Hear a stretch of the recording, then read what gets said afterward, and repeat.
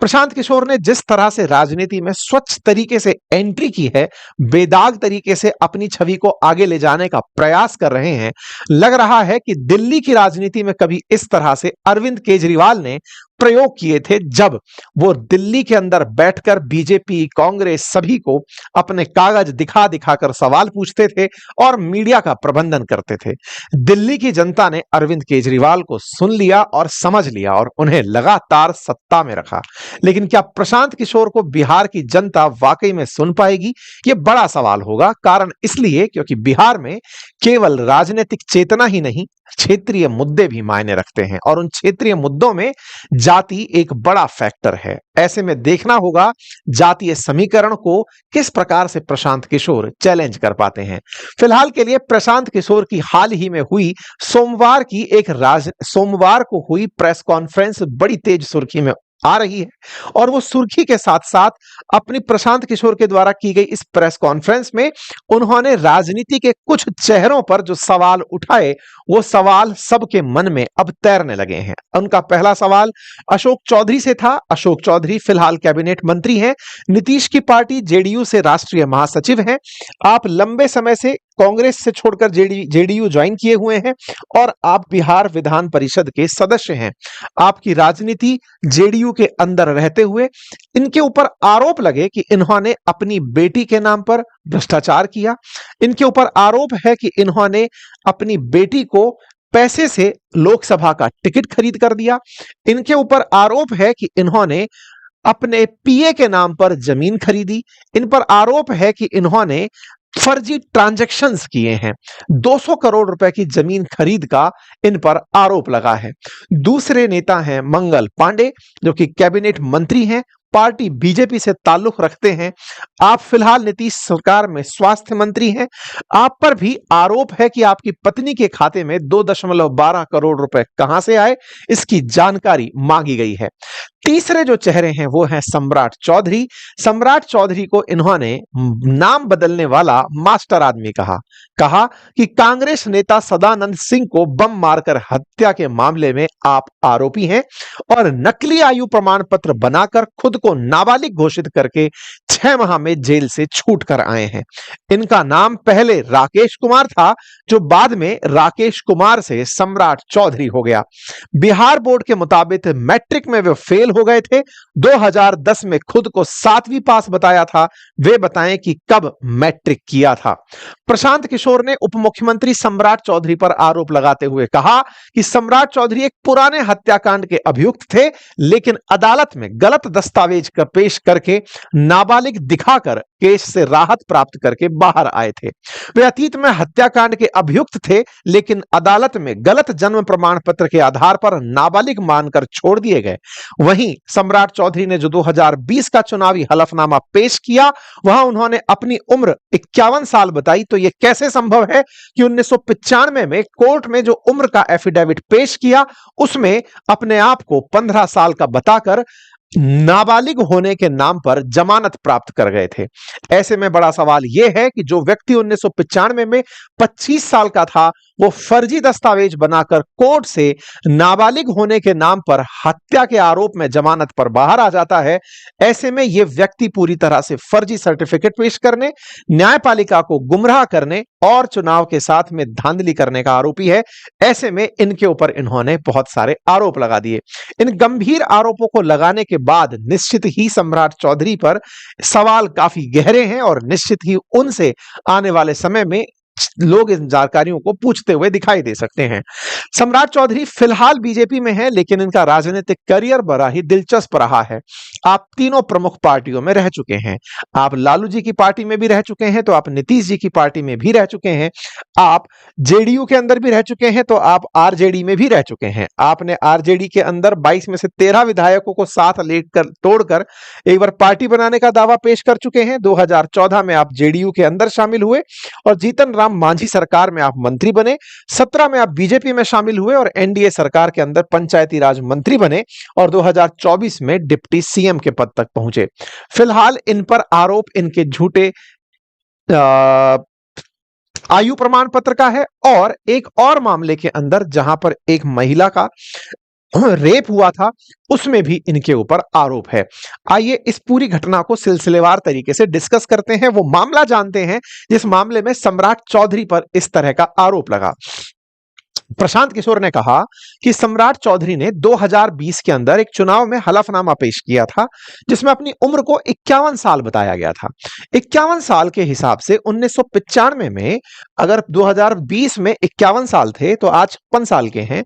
ऐसे में 1995 में यानी कि आज से 20 साल पहले उनकी उम्र 26 साल रही होगी, 25-26 साल रही होगी। तो फिर उन्होंने 15 साल का एफिडेविट कैसे पेश कर दिया और 15 साल का एफिडेविट पेश करके कैसे 7 लोगों की हत्या में वो बरी होकर बाहर आ गए, क्योंकि कानून कहता है कि जुवेनाइल को सजा नहीं हो सकती थी उस समय तक।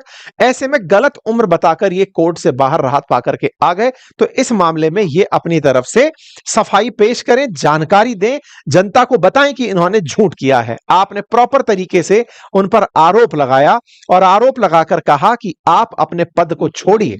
साथ ही साथ इन्होंने एक और मामला उठाया और उस मामले में इन्होंने चर्चा करी एक महिला की, जिस महिला का नाम शिल्पी है, और उसके मित्र की जिसका नाम गौतम है। शिल्पी और गौतम के हत्याकांड की कि उसमें भी जो व्यक्ति जुड़ा हुआ था जिसका नाम राकेश था, कहीं सम्राट चौधरी आप वो राकेश आप ही तो नहीं थे, ये क्लियर करिए। इसके साथ साथ आप हर बार तेजस्वी को भी इस बात के लिए टोकते रहे हैं कि जिसने नवी फेल की हो वो भी इस उम्र के गणित को समझ सकता है। 2020 में सम्राट चौधरी की उम्र अगर 51 साल थी तो 1995 में सम्राट चौधरी की उम्र कितनी होगी, ये तो नवी फेल तेजस्वी यादव भी बता सकते हैं।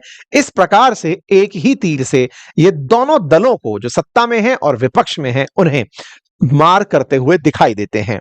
हत्या और गैंगरेप का आरोपी सम्राट बता करके इस समय पोस्टर वॉर चल रहा है।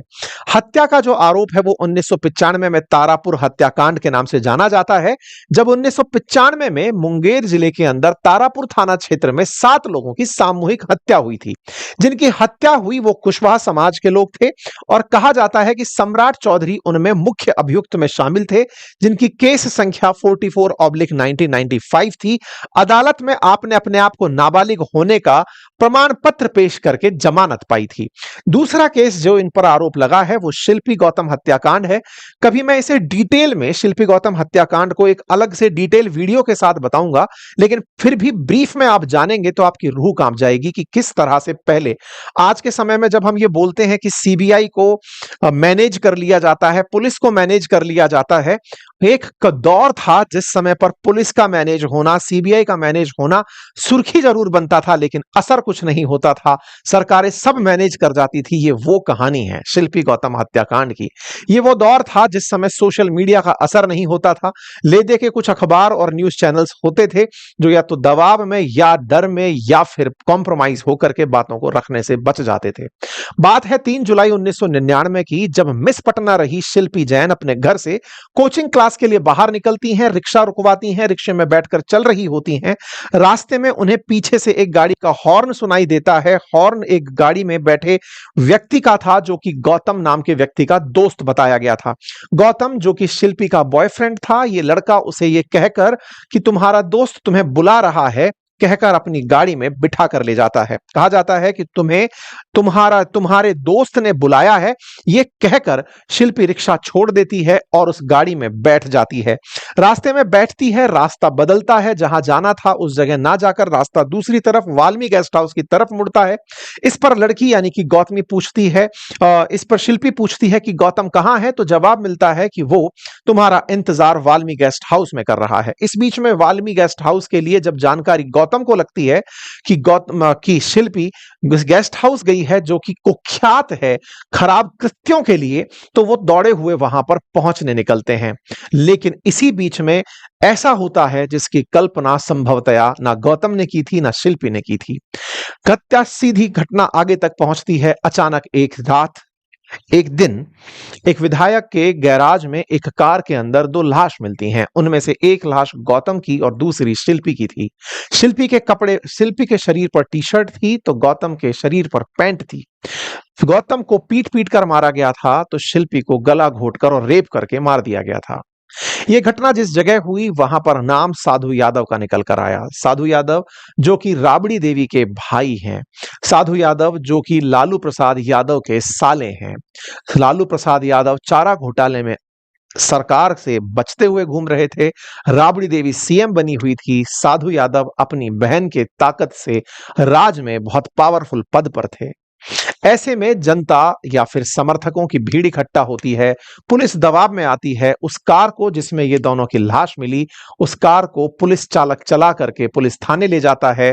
हाथ के निशान गाड़ी से मिट जाते हैं, साथ ही साथ में दोनों की लाश को पोस्टमार्टम करा के जला दिया जाता है। गौतम के माता पिता विदेश में रहा करते थे। गौतम राजनीति करने के लिए साधु की शरण में था कि वो साधु यादव के साथ रहकर राजनीति सीखेगा, लेकिन वो सीख नहीं पाया। वहीं दूसरी तरफ शिल्पी एक कपड़ा व्यापारी की पुत्री थी।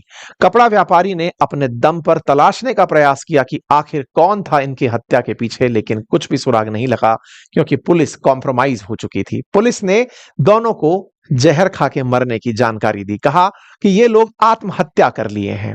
ऐसे में पोस्टमार्टम जब रिपोर्ट बाहर निकल कर आई तो राजनीति में दबाव बनने लगा। पोस्टमार्टम रिपोर्ट में निकल कर आया कि यहां शिल्पी के साथ गैंगरेप हुआ था। शिल्पी के कपड़ों पर सीमन के वीर्य के निशान मिले थे। उनकी जांच करने के लिए राजनीति में दबाव बनता रहा, लेकिन कोई भी दबाव काम नहीं किया। मामला क्लोज हो जाता है क्योंकि उस समय सत्ता के अंदर लालू राज था। इसके बाद मांग उठती है, अपोजिशन में बैठी बीजेपी गलियों में उतरती है, मांग उठाती है कि इस मामले की जांच सीबीआई को दी जानी चाहिए। सीबीआई तक ये जांच पहुंचती है, सीबीआई इस मामले को उठाने के लिए तैयार हो जाती है। सीबीआई सैंपल कलेक्शन के लिए साधु यादव को बुलाती है, ब्लड सैंपल मांगती है, डीएनए सैंपल मांगती है, वो देने से इनकार कर देते हैं। राजनीति में समझौते बड़े होते हैं। साधु यादव अपनी बहन की ताकत से आराम से पुलिस से बचते हुए निकल रहे थे। वहीं लालू यादव की पार्टी केंद्र में एनडीए, उस समय की यूपीए के साथ समझौता कर लेती है। 2004 के अंदर जब सत्ता में यूपीए आती है, उस समय लालू बड़ी पोजीशन पर होते हैं। बड़ी पोजीशन पर होने के कारण सीबीआई अपनी क्लोजर पोजीशन लगा देती है और कहती है कि ये जहर खाकर मरे थे। पूरी तरह से बिना सबूतों के एक फाइल बंद कर दी जाती है। इस पूरी कहानी में बहुत से ऐसे लूपहोल्स हैं जिन्हें कभी आपके साथ डिटेलिंग के साथ सुनाया जाएगा। फिलहाल के लिए बस इतना समझिए कि सीबीआई और पुलिस ने एक ऐसे मामले को ताकत के चलते बंद कर दिया था कि कसूरवार कभी भी सजा नहीं पा सके। इस रिपोर्ट के अंदर जिनका भी नाम था, उनमें से आरोप है कि एक नाम उस समय लालू की पार्टी से जुड़े रहे सम्राट चौधरी का भी था। उस क्लोजर रिपोर्ट में राकेश कुमार नाम के जो व्यक्ति का नाम था, प्रशांत किशोर ने उन्हीं का नाम वापस से उछाल दिया है। कहा जाता है कि शिल्पी के भाई ने 2006 में फिर इस केस को खुलवाने का प्रयास भी किया, लेकिन उनका अपहरण हो गया।